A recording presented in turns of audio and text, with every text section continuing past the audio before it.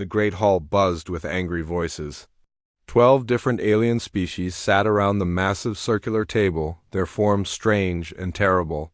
Some had scales that gleamed like metal. Others had tentacles that moved like angry snakes. A few looked almost like giant insects with many eyes that glowed in the dark. Admiral Vextara stood at the center of the room. She was tall and thin, with blue skin that seemed to glow from within. Her 4 arms moved as she spoke, pointing at the holographic display that showed Earth spinning slowly in the air above them. 300 years, she said, her voice sharp. Like broken glass. For 300 years we have tried to make the humans submit. They refuse every offer. They ignore every threat. They keep fighting when any smart species would give up. The other council members nodded. General Krex, whose rocky skin looked like a mountain, slammed his fist on the table. My people have lost thousands of ships to human tricks. They fight. Dirty, they use weapons we never thought of. They turn our own technology against us. The humans are a disease, hissed Commander Seth, her snake-like head swaying back and forth. They spread to new worlds. They make friends with species we want to control. They give weapons to our enemies. They must be stopped. The hologram changed. Now it showed the massive fleet that waited just outside Earth's solar system. 10,000 ships hung in the dark space between stars. Each ship was longer than a city and packed with enough weapons to destroy a planet. Admiral Vextara smiled, showing teeth like needles. This time will be different. This time we bring everything, every ship, every weapon. Every soldier. The humans have maybe 200 ships total, old ships. Weak ships, they cannot win. The council members made sounds of agreement. Some roared. Others clicked their claws together. A few made wet, gurgling noises that meant they were happy. No prisoners this time, Admiral Vextara continued. No deals, no mercy. We will turn their planets to ash. We will hunt down every human ship. We will make sure that in 100 years, no one will even remember they existed. Far away on the blue and green world called Earth, alarms rang in every major city. The emergency broadcast system sent the same message to every screen, every radio, every communication device on the planet. President Martinez stood behind the podium in the Global Defense Council chambers. Her hands shook as she read from the paper in front of her. Citizens of Earth, we have received an ultimatum from the Hegemony Council. They demand our complete surrender within 24 hours. If we refuse, they will attack with a force of 10,000 warships. She paused, looking up at the cameras that would carry her words to billions of people.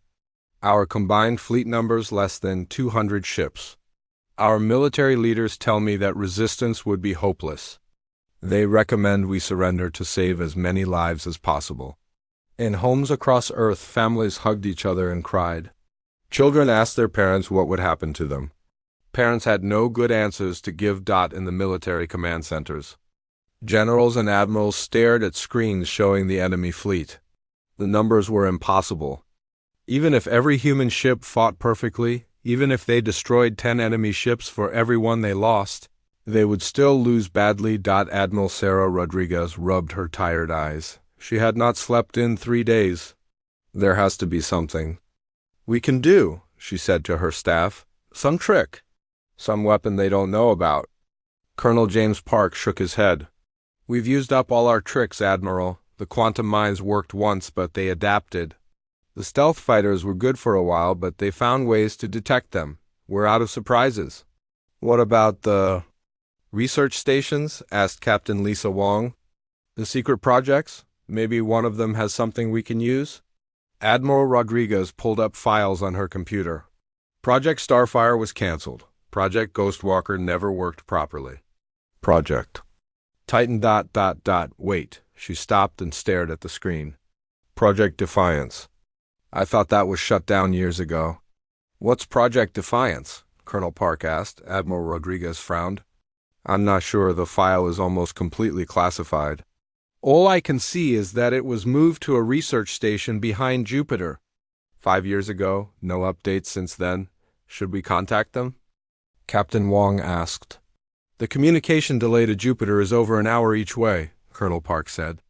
By the time we get an answer, the deadline will be over. On Research Station Omega 7, hidden in Jupiter's shadow, Dr. Sarah Chun stared at the same emergency broadcast. She was the only person on the station. The others had been evacuated months ago when the project was declared too dangerous to continue, but Sarah had stayed. She had worked on Project Defiance for 15 years. She knew it better than anyone, and she knew it was not too dangerous. It was too powerful, too frightening. Too much like playing God, the communication console beeped. A message from Earth. High Command. All research stations report status and available resources for planetary defense. Sarah looked at the massive ship that floated in the station's construction bay. It was not like any other human ship. It was smaller than a battleship, but somehow felt bigger. Its hull was black and seemed to bend light around it. Strange energy patterns moved across its surface like slow lightning. She had been working on it alone for 2 years, making the final adjustments. The ship was ready. She had always known this day would come. The day when humanity would need something impossible to survive. Sarah typed her response. Research Station Omega 7 reporting. We have one ship available for planetary defense. On Earth, Admiral Rodriguez read the message and laughed bitterly. One ship. One research station sends one ship to fight 10,000. What are they thinking? But then another message appeared. This one was broadcast on all frequencies, even the emergency channels. The voice was calm and clear. This is Captain Sarah Chun of the UES Defiance. I have received Earth's call for help.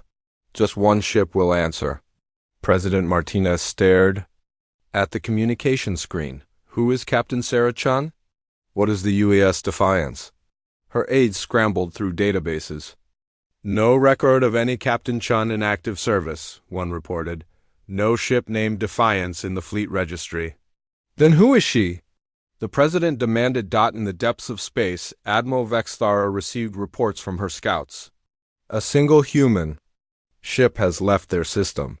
It appears to be heading directly for our fleet, she laughed, a sound like breaking crystal. One ship? They send one ship against 10,000? Are they insane or just stupid? Should we intercept it? Asked her tactical officer. Let it come, Admiral Vexthara said. When we destroy it easily, the humans will see how hopeless their situation is. They will surrender without making us work for it. The alien fleet prepared for what they thought would be the easiest battle. In their long history, 10,000 ships against one. They had never lost a battle with such odds. They could not imagine losing now, but deep in the human ship called Defiance, systems came online that had never been used before. Energy patterns that should not exist began to flow through conduits made of materials that had no names.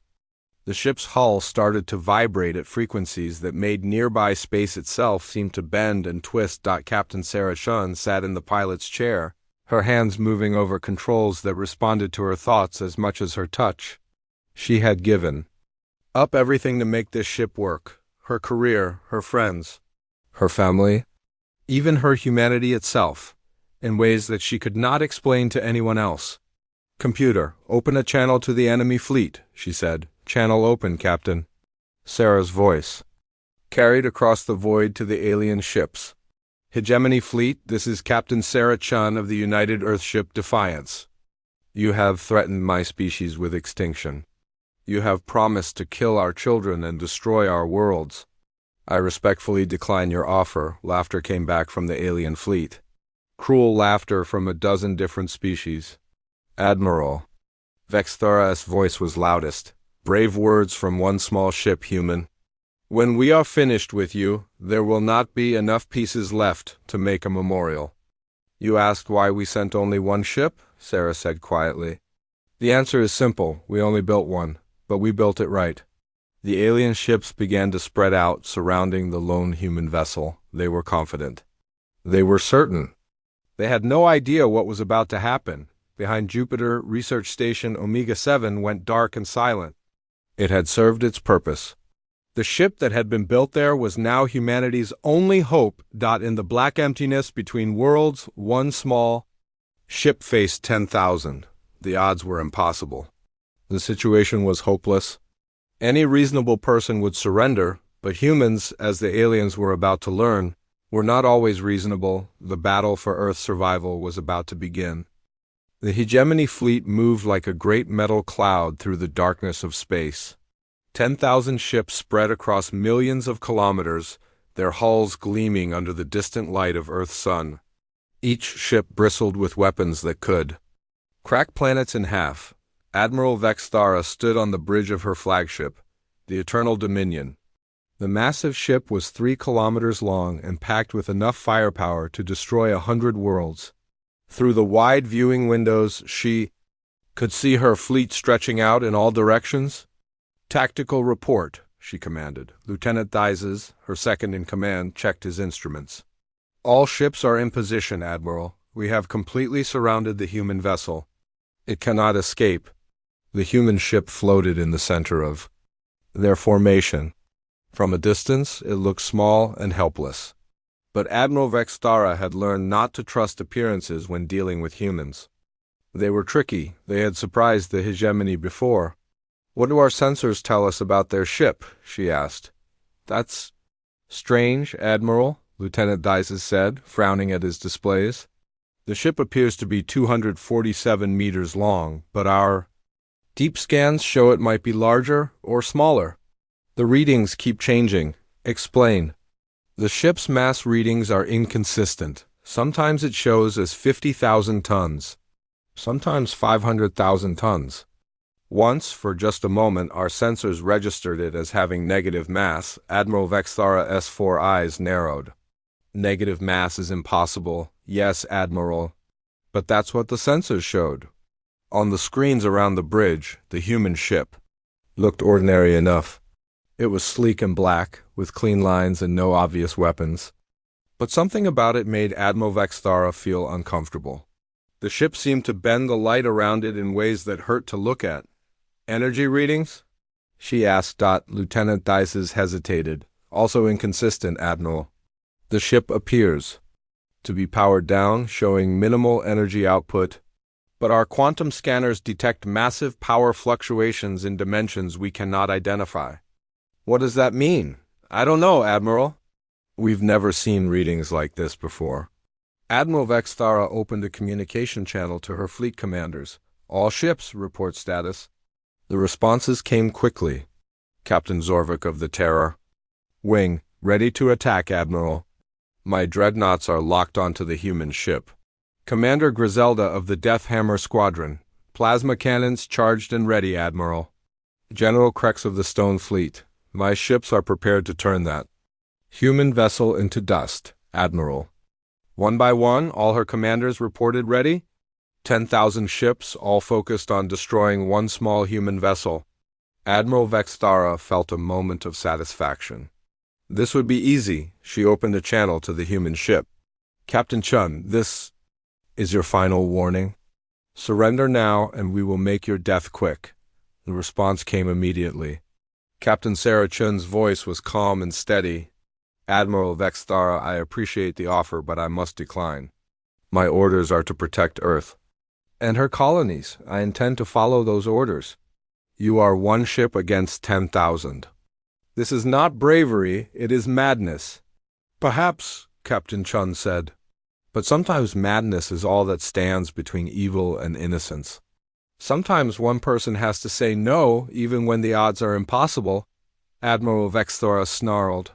"Fine, die. With your foolish pride, all ships open fire." The first wave of attacks came from 1,000 ships. Energy beams, plasma bolts, and missile swarms filled the space around the human vessel. The combined firepower was enough to vaporize a moon, but something impossible happened. The attacks passed right through the human ship as if it wasn't there. Energy beams went through empty space. Missiles found no target to hit. Plasma bolts struck nothing. What happened?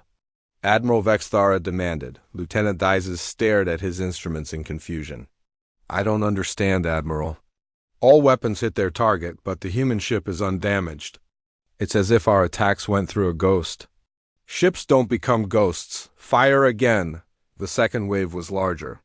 3,000 ships this time, using every type of weapon in the hegemony arsenal. Gravity bombs that could crush space itself. Quantum disruptors that could tear apart atoms. Temporal weapons that attacked targets in the past. Again, everything passed through the human ship without effect. Captain Chun's voice came over the communication channel, still calm and friendly. Admiral, you seem to be having some technical difficulties. Would you like to take a moment to check your weapon systems? Impossible, Admiral Vextara screamed. Nothing can survive that much firepower. What are you? I'm a human being, Captain Chun replied, and this is a human ship. We built it to protect our people. We built it to survive. Lieutenant Dizes looked up from his instruments, his face pale with fear. Admiral, I'm getting strange readings from the human ship. It's not entirely in our dimension. What does that mean? The ship exists in normal space, but also exists in parallel dimensions we cannot access. When we fire at it, we're only hitting the part of the ship that exists in our dimension. The rest of it is somewhere else? Admiral Vextara felt a chill run down her spine. How is that possible? I don't know, Admiral. But there's more. The ship's energy output is increasing.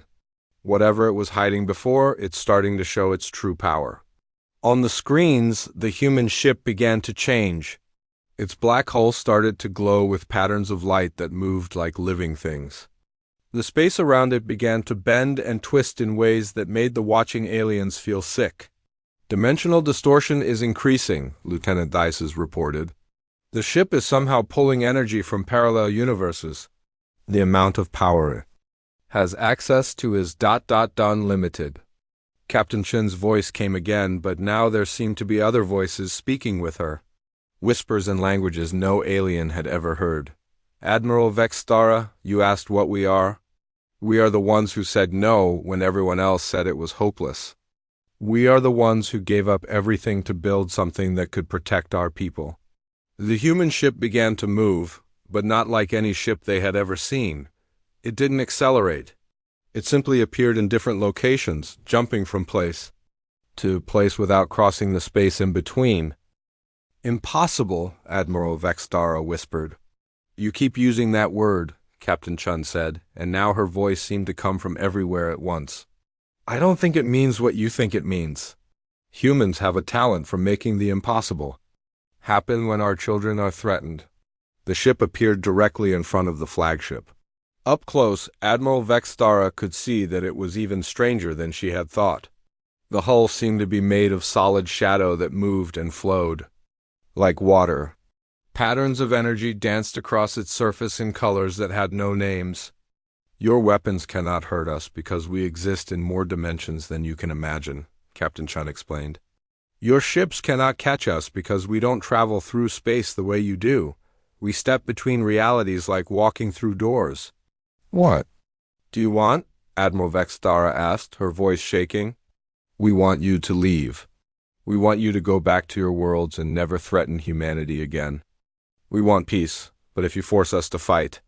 The human ship suddenly fired its first weapon. It was not an energy beam or missile. It was something that had no name in any alien language. A bolt of twisted reality that struck one of the hegemony dreadnoughts. The ship didn't explode. It didn't break apart. It simply stopped existing. One moment it was there, a massive warship with 5,000 crew members. The next moment there was empty space, not debris, not wreckage. Nothing at all. The universe itself seemed to forget that the ship had ever existed. That was a warning shot, Captain Chun said quietly. We don't want to do this. But we will protect our people no matter the cost. All across the hegemony fleet, alarms began to sound. Captains and commanders who had been confident just minutes before now stared at their screens in terror. They had never seen a weapon that could make a ship simply vanish from existence, Admiral Vextara tried to think. She had commanded fleets. For 200 years, she had conquered dozens of worlds.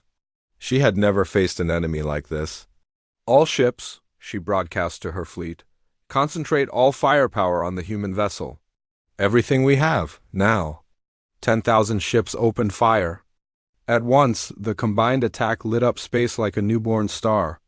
Every weapon ever invented by 12 different species fired at the same time at the same target. The human ship sat motionless in the center of the firestorm. Completely unharmed, the attacks passed through it like it was made of mist. "Your turn," Captain Chin said. The human ship began to glow brighter. And Admiral Vexthara realized with growing horror that the real battle was just beginning. The human ship called Defiance hung motionless in space as 10,000 alien weapons fired at it. Energy beams bright enough to blind a sun struck its hull and passed through like it was made of shadows. Missiles that could crack moons exploded harmlessly around it. The greatest firepower ever assembled by the hegemony had no effect at all. Admiral Vexthara watched in growing terror as her instruments gave her readings that made no sense. "Report!" She screamed at her tactical officer. Lieutenant Dices stared at his displays, his hands shaking. "Admiral, our weapons are hitting the target, but they're not hitting the target. It's like the ship exists and doesn't exist at the same time." "That's impossible." "Yes, Admiral. But that's what's happening." On the main screen, the human ship began to change. Its black hull rippled like water, and strange lights danced across its surface. The space around it started to bend in ways that hurt to look at. Captain Sarah Chun's voice came over the communication channel, but now it sounded different, deeper, as if many voices were speaking together. "Admiral Vexthara, you seem surprised that your weapons don't work.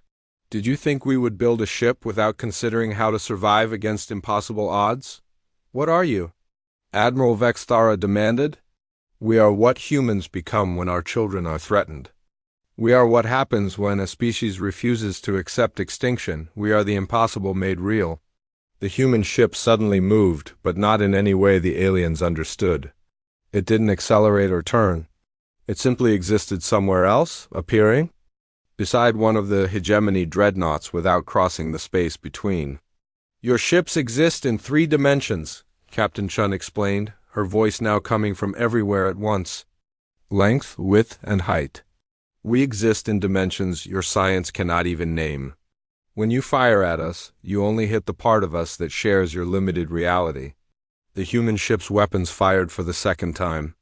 But these weren't weapons in any sense the aliens understood.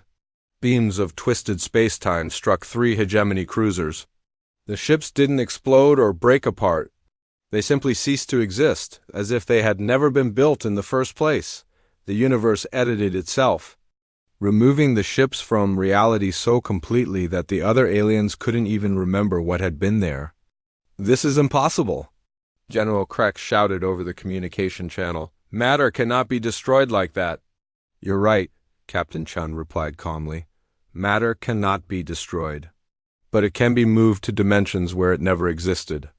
In the first place, your ships aren't destroyed, General. They're just somewhere else, somewhere that isn't anywhere." Admiral Vexthara tried to understand what was happening.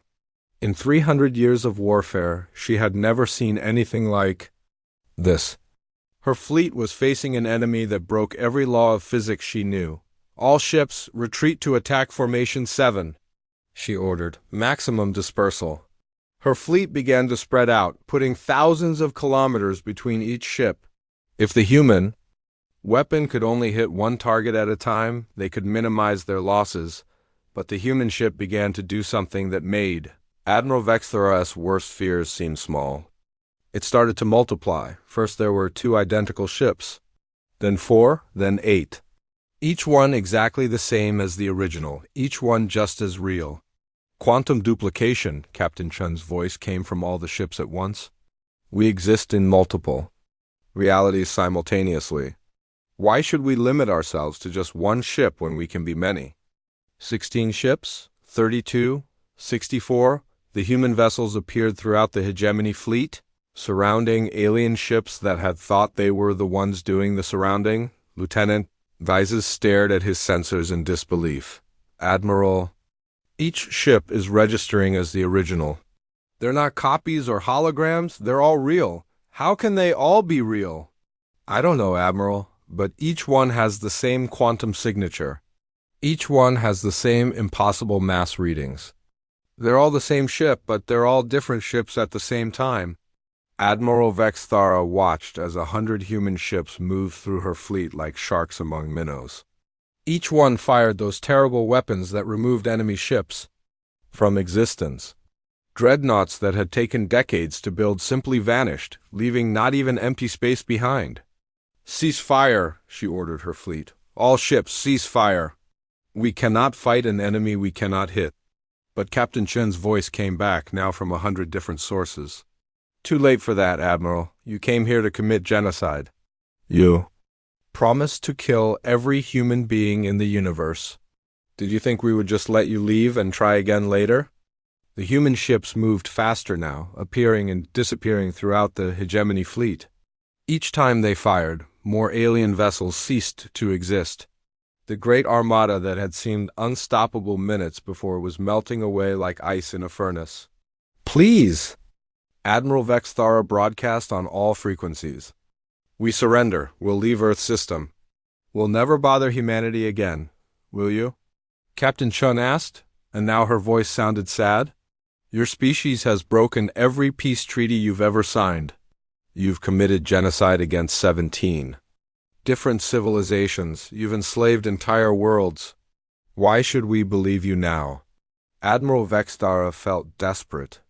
Her fleet was being destroyed by an enemy she couldn't fight or understand. "What do you want from us?" "We want you to understand," Captain Chun replied. "We want you to know what you're really fighting. You see one ship, but you're wrong. You're not fighting a ship at all." The human vessels began to merge together, flowing like liquid metal until they formed a single ship again. But this ship was different now, larger, stranger. It seemed to exist in more dimensions than before. "This isn't a ship," Captain Chun explained. "This is a weapon system that uses space and time as ammunition. This is what happens when humans decide that some things are worth any sacrifice. This is the physical form of our refusal to let our species die." The ship fired again, but this time its weapon was different. Instead of making ships disappear, it did something worse. It fired a beam that passed through the hull of Admiral Vexthara's flagship without causing any damage to the ship itself. But every alien crew member on the bridge suddenly felt something terrible happen to their minds. Memories flooded through them. Not their own memories, but the memories of every human who had ever died in the hegemony's wars. They felt the fear of colonists, watching enemy ships appear in their skies. They experienced the despair of parents trying to protect children who were about to be killed. They lived through the agony of entire worlds being burned to ash. "Now you know," Captain Chun said quietly. "Now you understand what you do when you decide to destroy a species. You don't just kill bodies, you kill dreams. You kill love, you kill the future itself." Admiral Vexthara fell to her knees, overwhelmed by the borrowed memories of 1,000,000 human deaths. Around her, her crew wept for people they had never met but now remembered as if they were family. "This is what we died to protect," Captain Chun continued. "Not just our lives, but our right to exist. Our right to love our children and dream of tomorrow. You tried to take that away from us." The human ship moved through the remains of the hegemony fleet, now less than half its original size. Ships that had seemed invincible just an hour before now tried desperately to escape from an enemy they could not fight. "Let me tell you a secret about humans," Captain Chun said. "We're not stronger than you. We're not smarter than you. We're not better than you. But we have one thing you don't understand." "What?" Admiral Vexthara whispered. "When someone threatens our children, we don't count the cost. We don't calculate the odds. We don't worry about what's possible or impossible. We just do whatever it takes to protect them, even if it means giving up everything we are to become something else." The human ship began to glow brighter, and Admiral Vexthara realized that what she was seeing was just the beginning. The weapon system was powering up for something even more terrible. "The part of us that was human died when we built this ship," Captain Chun said. "We sacrificed our humanity to become something that could save humanity. We became a living weapon powered by love and desperation and the absolute refusal to let evil win. Around the hegemony fleet, space itself began to change. Reality bent and twisted as the human weapon prepared to show its true power. Stars seemed to dim as energy. Was drawn from dimensions that had no names. You wanted to know why we sent only one ship, Captain Chun said. Now you know we only needed one, because we built it right. Because we were willing to pay any price to make it work. Because sometimes, just sometimes, love is stronger than hate. The remaining alien ships tried to retreat, but the human weapon was everywhere at once, cutting off escape routes that existed in dimensions they couldn't even perceive. Admiral Vextara looked at her instruments and saw readings that made no sense. The human ship's power levels were climbing toward infinity. Whatever it was about to do, it would be beyond anything she could imagine. "What are you going to do?" "To us?" she asked. Captain Chin's voice was quiet now, almost gentle. "We're going to teach the galaxy a lesson that will never be forgotten. We're going to show every species that threatens humanity what happens when you push us too far." The human ship began to change again, becoming something that had never existed before and would never exist again. A weapon built from love and sacrifice and the dreams of children who deserved to grow up safe. Admiral Vextara closed her eyes and waited for the end of everything she had ever known. The human ship Defiance hung in space like a dark star, its hull rippling with energies that should not exist. Around it, the remains of the hegemony fleet scattered like frightened animals, but there was nowhere to run. The weapon system that had once been called a ship was everywhere at once, existing in dimensions the aliens could not even imagine. Admiral Vextara knelt on the bridge of her flagship, her mind still reeling from the borrowed memories of human suffering. The deaths of 1,000,000 innocents played through her thoughts like a terrible movie she could not turn off. "Captain Chun," she whispered into her communication device. "Please, we understand now. We know what we've done. Just let us leave." The response came from everywhere at once, as if the voice was speaking from inside her own head. "Do you really understand, Admiral? Do you know what we gave up to build this weapon? Do you know what we sacrificed to protect our people? Tell me," Admiral Vextara said. "Help me understand." The space around her ship began to shimmer, and suddenly she was somewhere else.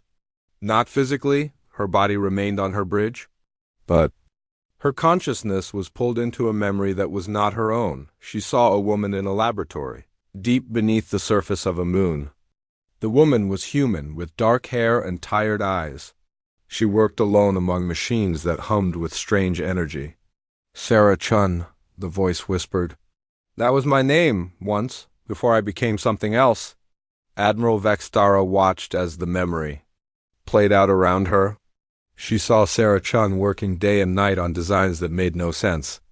Equations that used mathematics from dimensions that had no names, technology that could not possibly work. "I was a scientist," the voice continued. "I studied quantum mechanics and dimensional theory. I had a husband, 2 children. A normal life, but the war was coming and we knew we could not win with normal weapons." The memory changed. Now, Admiral Vextara saw Sarah Chun saying goodbye to her family. Her husband cried. Her children asked when she would come home. She promised she would see them again, but her eyes said she was lying. "The Defiance Project required volunteers," the voice explained. "People who would give up everything to become part of the weapon system, not just their lives, their souls, their humanity itself." Admiral Vextara watched as Sarah Chun entered. A chamber filled with machinery that hurt to look at. Cables and wires connected to devices that seemed to exist in several dimensions at once. "We had to merge with the ship," the voice said, "not just pilot it, become it. Our consciousness had to spread across quantum dimensions to control systems that worked on impossible principles." The memory showed the transformation. Sarah Chun screaming as her mind was pulled apart and rebuilt. Her thoughts spreading across realities that human brains were never meant to perceive. Her individual self dissolving into something larger and more terrible. "But she was not alone," another voice whispered. Admiral Vextara saw them now. Dozens of other humans entering similar chambers. Scientists, engineers, pilots, soldiers, all volunteers. all knowing they would never be human again. "We are many," the voices said together. "We are everyone who gave up their individual existence to become this weapon. We are mothers and fathers and children and grandparents. We are teachers and artists and dreamers. We were human once." The memory shifted again. Admiral Vextara saw the construction of the ship itself. It was not built in any normal sense. Instead, the merged consciousness of the volunteers shaped reality itself, pulling exotic matter from parallel dimensions and weaving it into a form that could exist in normal space. "The ship is not made of metal or plastic," the voices explained. "It is made of our will, our determination, our absolute refusal to let our species die. Every bolt and wire and circuit is held together by love for the people we will never see." Again, Admiral Vexthara felt tears running down her face as she understood. "You gave up your humanity to save humanity." "Yes," the voices said sadly. "We became monsters so our children could remain innocent. We became weapons so our people could live in peace. We chose to be feared so they could be loved." The memory showed her more, the first tests of the impossible ship. Reality bending as the volunteers learned to control their new existence. Space and time becoming tools to be shaped by will alone. "It took us 5 years to learn how to be this," the voices sighed. 5 years of existing between dimensions, of being both individual and collective, of remembering what it felt like to be human while becoming something else entirely. Admiral Vexthara saw Sarah Chun's final message to her family. The woman who spoke was still recognizably human, but her eyes held depths that no mortal mind should contain. "Tell them I love them," Sarah Chun said to the camera. "Tell them that everything I do from now on is for them. And tell them that sometimes love means becoming something terrible to protect something beautiful." The memory faded, and Admiral Vexthara found herself back on her bridge. But now she could feel the presence of the defiance all around her. Not just one ship, but the collective will of hundreds of humans who had sacrificed everything for their species. "Now you know," the voices said, "we are not just a weapon. We are love made manifest. We are parents protecting their children. We are the dreams of the future given form and purpose." Admiral Vexthara looked at her tactical displays. Her fleet was still being systematically destroyed, but now she understood why. "You're not just removing our ships from existence. You're protecting every human who will ever be born." "Yes," the voices confirmed. "Every child who will laugh in Earth's gardens. Every poet who will write verses under alien suns. Every explorer who will see wonders we cannot imagine. They all live because we chose to die." The human weapon system began to pulse with new energy. Around the hegemony fleet, space itself started to change. Stars dimmed as power was drawn from parallel universes. Gravity waves rippled through dimensions that had no names. "What are you doing?" Admiral Vexthara asked. "We are preparing to ensure that this lesson is never forgotten," the voices replied. "We are going to show the galaxy what happens when you threaten a species that loves its children more than it fears death." Admiral Vexthara felt a chill of absolute terror. "Please. We've learned, we understand. We'll never threaten humanity." "Again, will you?" the voices asked. "Or will you go home, rebuild your fleets, and try again in a few years? Will you tell yourselves that this was just a fluke? Will you convince yourselves that you can find a way to win next time?" The truth was bitter in Admiral Vexthara's mouth. The voices were right. The hegemony had done this before. Made promises, signed treaties, then broken them the moment they thought they could win.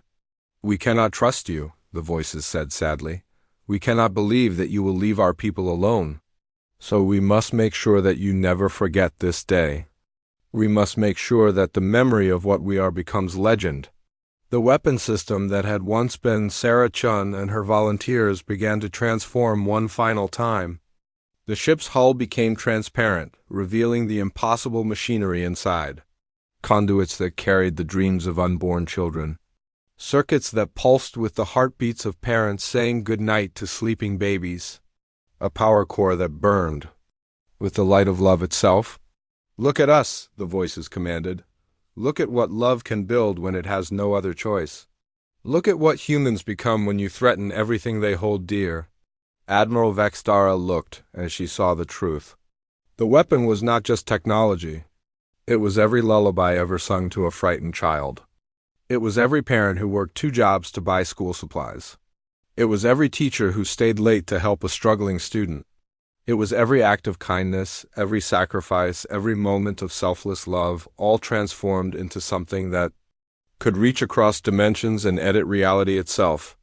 We are the culmination of human love, the voices said. We are what your species could become if you learn to care about others as much as we care about our own. We are the physical form of choosing hope over fear. The weapon system began to glow with light that came from beyond the visible spectrum. Energy patterns danced across its surface in colors that had no names but somehow conveyed perfect peace and absolute determination. The battle is ending now, the voices announced, but the real lesson is just beginning.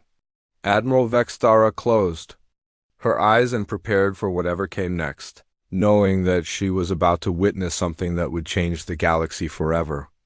The weapon system that had once been called Defiance hung in space like a newborn star, its impossible light touching every ship in the hegemony fleet. Admiral Vextara knelt on her bridge, surrounded by the borrowed memories of human suffering, and the terrible understanding of what love could become when pushed beyond all limits. Around her, what remained of the great armada trembled in the grip of forces they could not understand. Ships that had conquered 100 worlds now drifted helplessly as their crews wept for people they had never met but now remembered as family. It is time, the voices said, speaking from dimensions that had no names. Time for the galaxy to learn what humans are really capable of. The weapon system began to pulse with new energy. But this was different from the terrible power that had erased ships from existence. This was something else. Something that felt like sunlight and laughter and children playing in safe gardens. We could destroy you all, the voices said gently. We could remove every ship, every crew member, every trace that your armada ever existed. It would be easy, it would be quick. It would solve the problem forever. Admiral Vextara waited for the end, but it did not come. But that is not who we are, the voices continued. We did not sacrifice our humanity to become destroyers.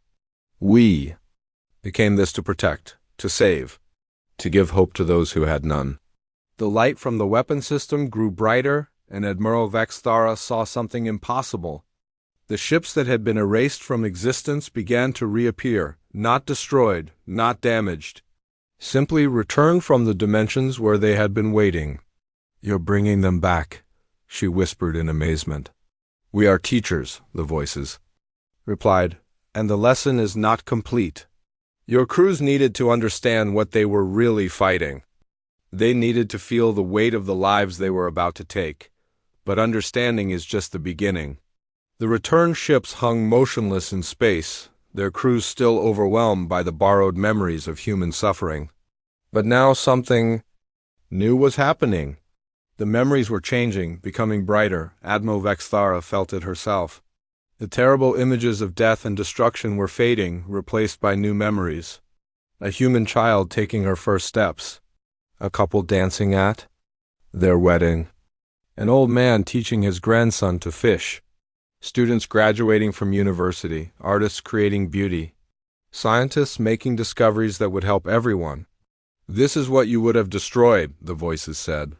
Not just bodies, not just buildings, this joy, hope, love, the infinite possibility of what people can become when they are free to dream. Across the fleet, alien crew members experienced human happiness as if it were their own. They felt the warm satisfaction of a job well done, the peaceful contentment of a family dinner, the excitement of children opening birthday presents. We are not your enemies, the voices explained. We never were. We are just a species that wants to live and grow and explore. The universe alongside you. We want to share our music and our stories and our discoveries. We want to learn from you and teach you and build something beautiful together. Admiral Vexthara felt her heart breaking as she understood how wrong they had all been. "We thought you were a threat. You were afraid," the voices agreed. "Fear makes people do terrible things. But fear is just love trying to protect itself. You love your own people. You want them to be safe and happy. You're not evil, Admiral. You're just scared." The weapon system began to change again, its impossible form becoming something softer, less terrible, more like hope than like vengeance. "We are going to give you a gift," the voices said. "Something to take back to your people. Something to help them understand what they are really fighting when they threaten human children." The light from the weapon touched every ship in the fleet, and suddenly Admiral Vexthara could feel what the voices felt. The vast collective love of every human who had ever lived. Parents holding newborn babies, teachers nurturing young minds, friends supporting each other through hard times, strangers helping strangers for no reason except kindness. "This is what we are," the voices said. "This is what you would destroy when you attack our worlds. Not armies or governments or weapons, the love that connects every human to every other human, the dream of a better tomorrow that we all share." Admiral Vexthara wept openly now, overwhelmed by the beauty and power of what she was experiencing. Around her, her crew did the same. Across the fleet, hardened warriors sobbed as they felt what it meant to truly love someone more than yourself. "We could force you to leave," the voices continued. "We could threaten you with destruction if you ever return. But that would just create more fear, more hatred, more war. Instead, we choose to trust you." "Trust us?" Admiral Vexthara asked through her tears. "Yes, we trust that you will go home and tell your people what you learned here. We trust that you will remember how it felt to experience love without limits. We trust that you will choose to be better than you were before." The weapon system began to fold in on itself, its impossible energies slowly contained and controlled. The space around it returned to normal as power that had been drawn from parallel dimensions flowed back to where it came from. "Our work here is done," the voices said, and now they sounded tired. "So very tired. We have shown the galaxy what humans become when our children are threatened. We have proven that love is stronger than hate. We have given you the chance to choose a different path." "What happens now?" Admiral Vexthara asked. "Now you go home," the voices replied. "You tell your people what you learned. You teach them that humans are not conquerors or destroyers. We are protectors, we are dreamers. We are the species that will give up everything to save the innocent." The weapon system contracted further, becoming just a ship again. Still strange. Still impossible, but no longer terrible. No longer the physical form of absolute desperation. "Will we see you again?" Admiral Vexthara asked. "You will see us in every human colony that grows in peace," the voices answered. "You will see us in every trade agreement signed in friendship. You will see us in every joint scientific expedition that reaches for the stars. You will see us whenever humans and aliens work together to build something beautiful." The ship called Defiance began to fade, not disappearing but stepping back into the dimensions where it normally lived, hidden, waiting, ready to appear again if humanity was ever threatened with extinction. "Remember us?" the voices whispered as they grew distant. "Remember that we chose love over hate. Remember that we gave up our humanity to save humanity. Remember that sometimes, just sometimes, one ship is enough." Admiral Vexthara stood slowly, wiping tears from her face. Around her, her crew began to work at their stations again, but they were different now, changed. They had felt what it meant to love without condition, and they could never go back to who they were before. She opened a communication channel to her fleet. "All ships, this is Admiral Vexthara. We are returning home immediately. The war with humanity is over, forever." "Admiral?" asked Captain Zorvak of the Terror Wing. "What about our orders? What about the conquest?" "Our orders have changed," Admiral Vexthara said firmly. "We are no longer conquerors. We are students. We have learned something today that will change everything. We have learned what real strength looks like." As the hegemony fleet began, Its long journey home, Admiral Vexthara looked back at the space where the human weapon had been. Empty now, but somehow still full of possibility. She thought about the message she would carry back to the 12 species of the hegemony. The story of a single ship that had faced impossible odds and won. Not through superior firepower or advanced technology, but through the simple, terrible, beautiful power of love. The galaxy would remember this day. They would tell stories about the humans who gave up everything to protect their children. They would speak in whispers about the weapon built from dreams and sacrifice and the absolute refusal to let evil win. And perhaps if they were very lucky, they would learn to love their own people the way humans love theirs. Admiral Vexthara closed her eyes and sent a silent thank you to the voices that had shown her what she could become. Then she began composing the message that would change the galaxy forever. The message that would tell everyone that humanity had asked just one question: why did they send only one ship? And the answer that would echo through history: because one ship built with love was enough. In the depths of space, hidden between dimensions, the Defiance waited, ready to protect, ready to teach, ready to show the universe what humans were capable of when their children were threatened. The lesson was complete. The galaxy had learned, and humanity was finally, truly safe.